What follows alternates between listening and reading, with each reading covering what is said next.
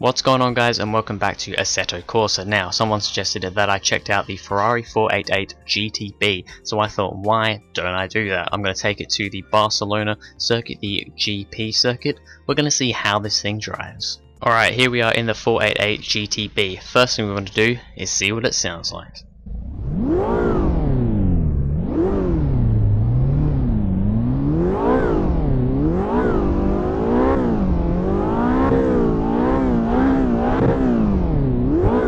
It does sound pretty damn good, I will be honest. I reckon it does actually sound better than the 458 Italia that came before it. So if you don't really know much about the 488 GTB, basically it's the car that has taken over the spot of the 458 Italia. An absolutely amazing car, in my opinion, probably the best Ferrari, especially at this sort of kind of class. The 458 Italia is just such an awesome car.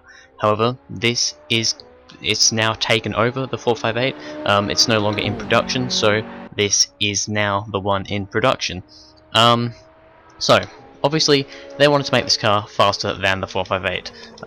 You know, new car, it's got to be faster than their old car. So that means that we have 660 brake horsepower over the standard 458 Italia's 570. We've also got about 560 pound-foot of torque, compared to the 458's like 398, or around about there. I converted it from Newton meters or whatever the hell they use in this game. I prefer to use pound-foot. As for the weight, weighs a little bit less than the 458 as well. This car weighs about 1,300 kilograms, whereas the 458 weighs about 1,500. So we got around about 200 kilograms less weight, which is always good. As for top speed, well, this car will do apparently around about 205 miles an hour, whereas the 458 will do 202. So actually, considering this car's got 90 more horsepower, it actually doesn't. It only goes 3 miles an hour faster apparently, which is a little bit of a disappointment actually. I thought it would have been a little bit faster than it is.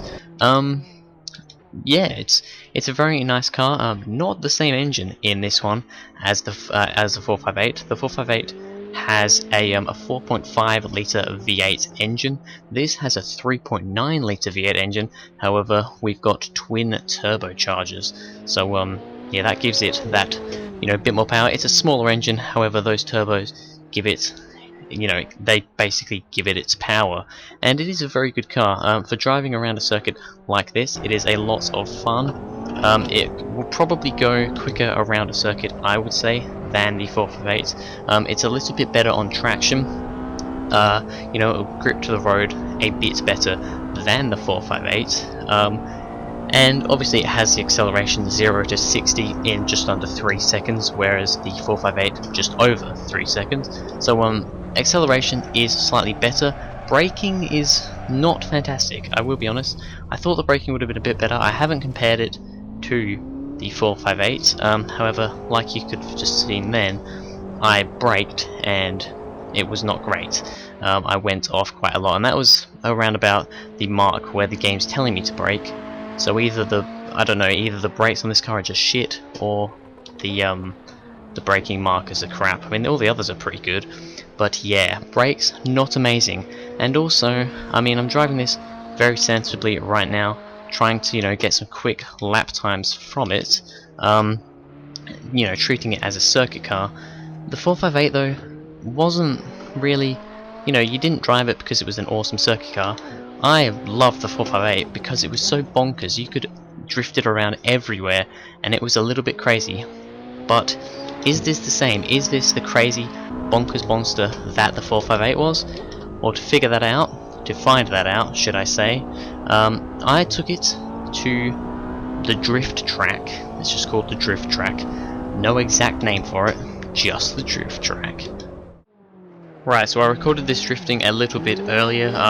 This isn't live right now because I can't really drift while commentating. I can't really drift anyway, so drifting while commentating is even worse. But this car was quite interesting to drift, I will say. Like I said before, the 458 Italia was known, at least in my opinion, for being a drift machine. You could just absolutely destroy it around the corners, and it was just so fun, even if, you know, because I'm a crappy drifter, doesn't matter. It was still a hell of a lot of fun just drifting the 458 around.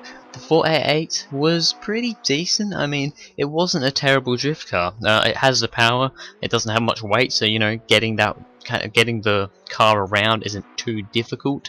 However, it just doesn't feel like the 458 did.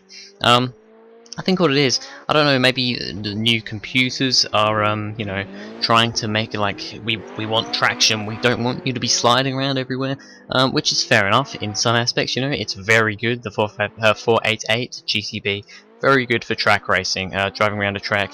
It is really quite a good car, bit of understeer, sometimes, and you can get it sliding if you're not careful. However, you can tell that the car is trying to keep it going around a corner facing forwards and not sideways.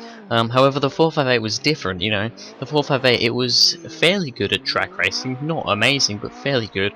But drifting around and just messing around with the car was the best thing about it.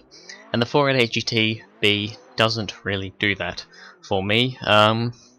It's not quite as controllable and nice to drift. It's not terrible, however, it's just not great. If I had to, you know, mess around with either this car or the 458, just drifting around, messing around a track, I would definitely choose the 458 Italia.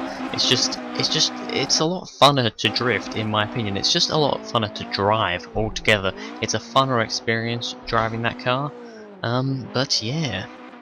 So that is the video, guys. Thank you very much for watching. If you enjoyed, please go ahead, like and subscribe. Comment what other cars you would like to see me check out in Assetto Corsa. Maybe you want to see me actually drive the 458 Italia and show you that it is just kind of a more interesting car than the 488 GTB. So leave those comments down below, and I will see you guys in the next video.